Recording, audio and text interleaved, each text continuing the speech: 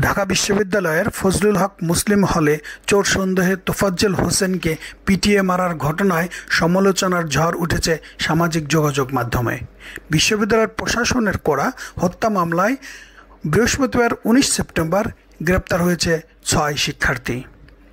Barishal BM কলেজের মেধাবী ছাত্র তোফাজ্জল হোসেনের মা বাবার মৃত্যুর পর কয়েক বছর ধরেই ছিলেন মানসিক ভারসাম্যহীন।